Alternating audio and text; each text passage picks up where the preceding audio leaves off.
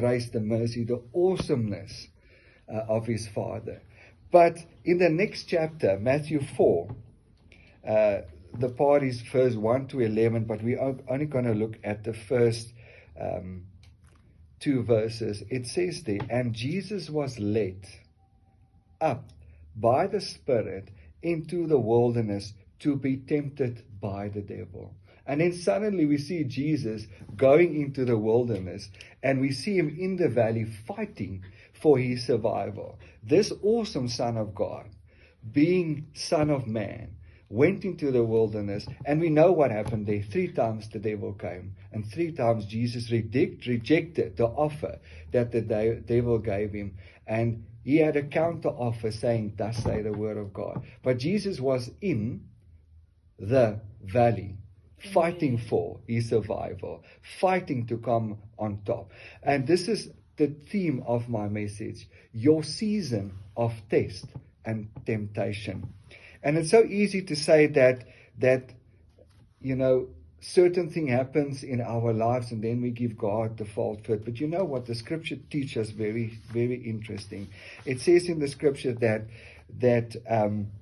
and I want to read this. James 1:13 says, let no one say when he's tempted, I am tempted by God. For God cannot be tempted by evil, nor does he himself tempt anyone.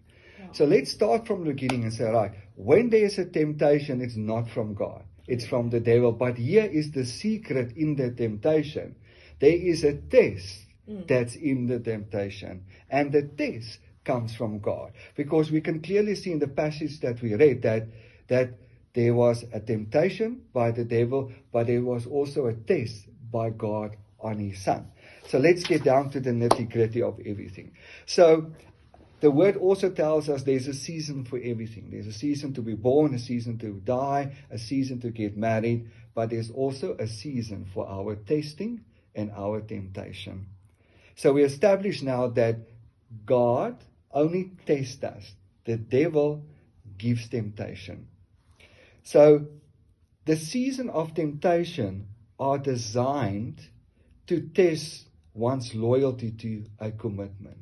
So the temptation comes and the devil tests your commitment to God, your commitment to the Word of God, your commitment to your faith.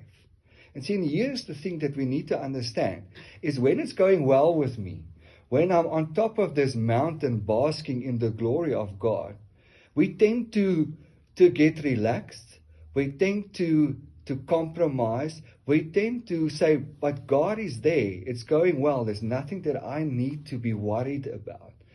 And then we lack in our commitment, we lack in pursuing